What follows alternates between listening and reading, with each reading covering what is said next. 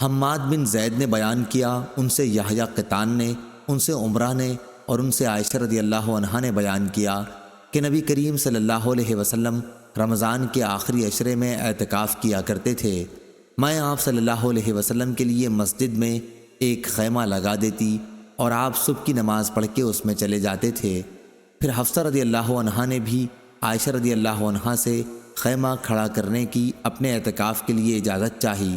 عائشہ رضی اللہ عنہا نے اجازت دے دی اور انہوں نے ایک خیمہ کھڑا کر لیا۔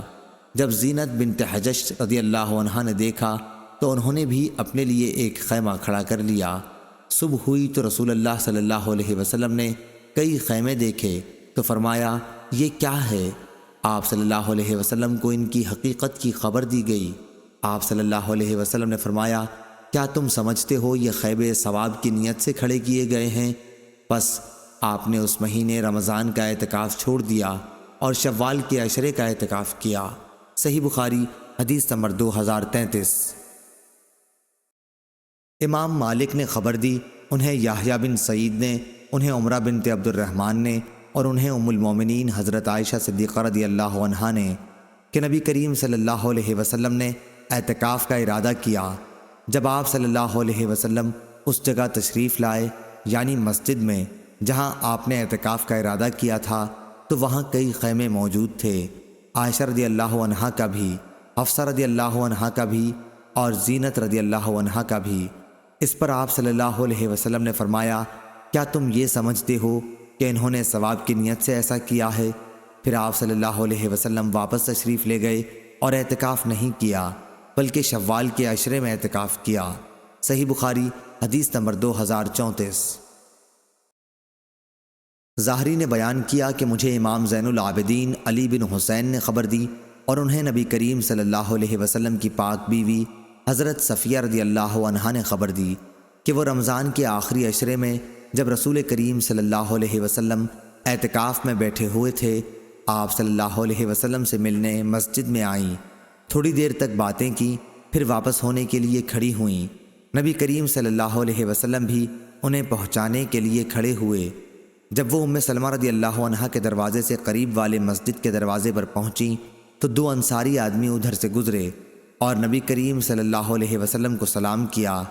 آپ صلی اللہ علیہ وسلم نے فرمایا، کسی سوچ کی ضرورت نہیں، یہ تو میری بیوی صفیہ بنت حی رضی اللہ عنہا ہیں۔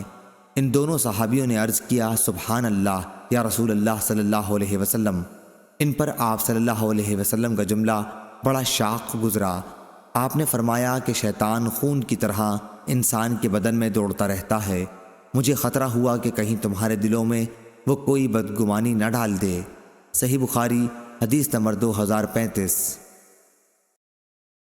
یحییٰ بن ابی کثیر نے بیان کیا، انہوں نے کہا کہ میں نے ابو سلمہ بن عبد الرحمن سے سنا، انہوں نے کہا کہ میں نے ابو سعید خدری رضی اللہ عنہ سے سنا، میں نے ان سے پوچھا تھا کہ کیا آپ رسول اللہ صلی اللہ علیہ وسلم سے شب قدر کا ذکر سنا ہے؟ انہوں نے کہا کہ ہاں، ہم نے رسول اللہ صلی اللہ علیہ وسلم کے ساتھ رمضان کے دوسرے عشرے میں اعتکاف کیا تھا۔ ابو سعید رضی اللہ عنہ نے بیان کیا کہ پھر 20 کی صبح کو ہم نے اعتکاف ختم کر دیا۔ اسی صبح کو رسول اللہ صلی اللہ علیہ وسلم نے ہمیں خطاب فرمایا کہ مجھے شب قدر دکھائی گئی تھی لیکن پھر بھلا دی گئی، اس لیے اب اسے آخری عشرے کی طاق راتوں میں تلاش کرو۔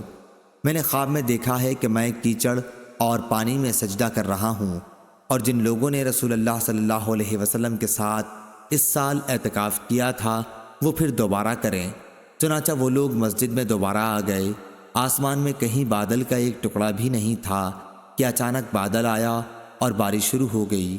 پھر نماز کی تکبیر ہوئی اور رسول اللہ صلی اللہ علیہ وسلم نے کیچڑ میں سجدہ کیا۔ میں نے خود آپ صلی اللہ علیہ وسلم کی ناک اور پیشانی پر کیچڑ لگا ہوا دیکھا۔ صحیح بخاری حدیث نمبر 2036۔